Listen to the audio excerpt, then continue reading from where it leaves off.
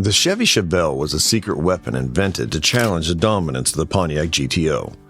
Some might have thought it was just another car, but the Chevy Chevelle SS Z16 was engineered to rewrite the rules of the game.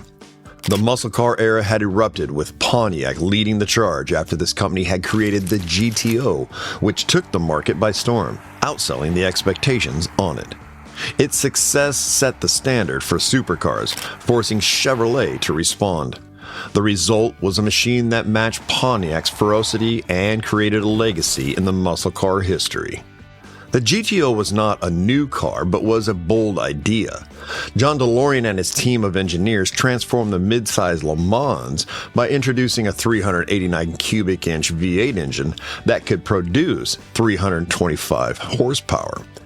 This move was revolutionary, and it combined raw power with affordability.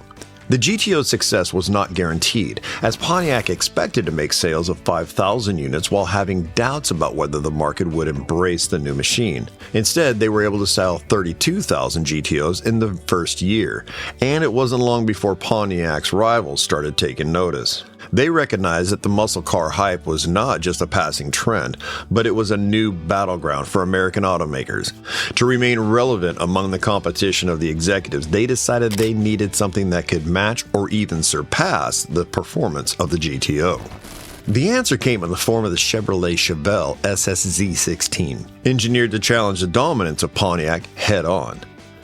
Launched in 1965, the Chevrolet Chevelle SS Z16 was designed with a 396 cubic inch V8 engine capable of producing 375 horsepower and 420 foot-pounds of torque. This engine, otherwise known as the Turbojet 396, was initially developed for the Corvette, but after revisiting the drawing board, it was remodeled for the Chevelle to give it the edge needed for competition. Chevrolet did not just stop at the size of their engine. They reinforced the Chevrolet Chevelle's chassis, introducing bigger brake drums, stiffer springs, recalibrated shock absorbers, and amped up the suspension to handle the immense power of the vehicle's specs. A more powerful heavy-duty rear axle was also installed to ensure the driver could handle the torque without compromise. The designers also took safety and stopping power into account by installing 11-inch brake drums, drawing inspiration from the Impala, replacing the standard 9.5-inch drums. To improve cornering stability, a thicker front sway bar was added, and the car was equipped with wider wheels and high-performance tires that were gold-striped just to add to the style. Apart from the mechanical prowess, the Z16 stood out visually and offered a touch of class, which was very uncommon in muscle cars. For aggressiveness, a blacked-out rear deck lid was installed, while Malibu SS badges subtly hinted at its high performance. The interiors of the Z16 spoke luxury, setting itself apart from muscle cars designed originally for speed. The chrome accents, padded dash, and tilt steering wheel improved the driving experience. Advanced features for that era were also installed in the car, including a 4-speaker radio and electric clock, which added a modern touch while driving, especially for drivers who wanted performance without sacrificing comfort. Chevrolet's production strategy for the Z16 was cautious. Only 201 units were manufactured, making it the rarest Chevrolet of the 1960s. The first 25 cars were strategically distributed to media outlets in 12 cities across the United States. These vehicles were used in test drives and promotional events, generating excitement among potential customers. The other 175 cars were distributed to carefully selected Chevrolet dealerships known for selling high-performance vehicles. This was done to make sure that the Z16 would attract only serious buyers and generate buzz in the muscle car community. The Chevrolet Chevelle SS Z16 was not just rare but also expensive. The car package included an extra $1,501 to the regular price of the Malibu SS, increasing the cost to about $4,500. This price was on par with a brand new Corvette at that time. Because of the price, the audience was limited to a niche market of performance enthusiasts who were willing to pay a premium for cutting-edge engineering and luxury. Despite how expensive it was, the Z16 did not sit idly in showrooms. In fact, Chevrolet did not spend too much time marketing the cars outside the media test drives. Yet all 175 dealership models were completely sold out. The success of the Chevrolet Chevelle Z16 gave the company an opportunity to expand its muscle car lineup.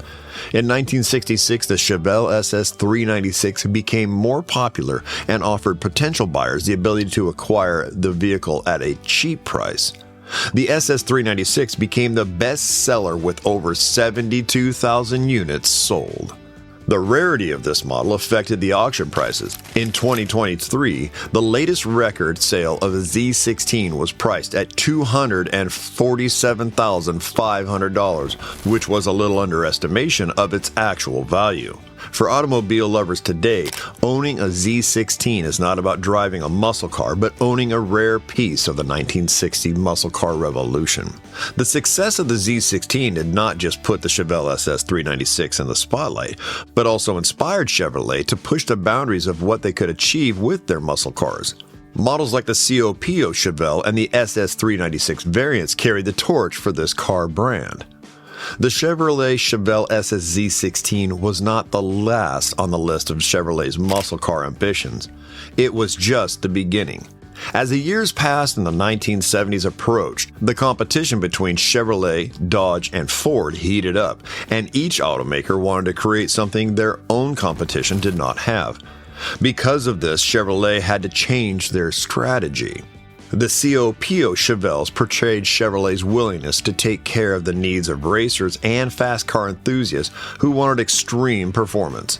Chevrolet was able to equip Chevelles with a 427 cubic inch V8 engine, creating cars that dominated in drag races. And they were able to do this using the Central Office Production Order System.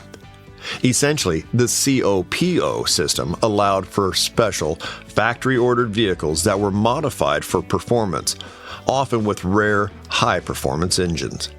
However, the COPO Chevelle was not just about raw power alone, but also exclusivity, just like its counterparts.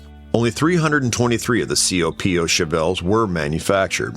Also, Yanko Chevrolet, who was a popular performance dealer, started modifying Chevelles using the COPO system. These vehicles were quite similar to the Z16, having similar custom engine modifications and performance upgrades. As the 1960s ended and the 1970s began, muscle cars started to face significant challenges. Government regulations started to impose restrictions on performance.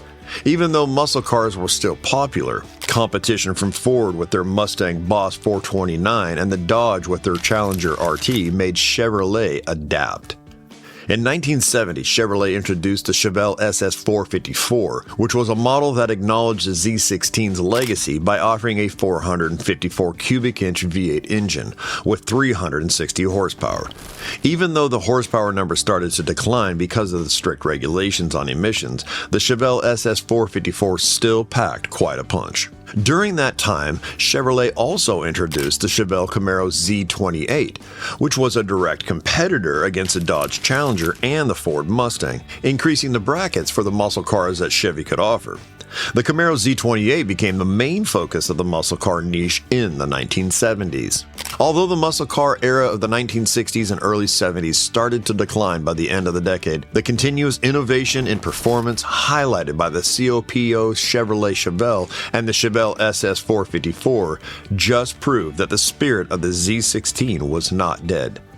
Despite the challenges, Chevrolet continued to dominate a large portion of the muscle car market, setting the stage for future generations of performance cars.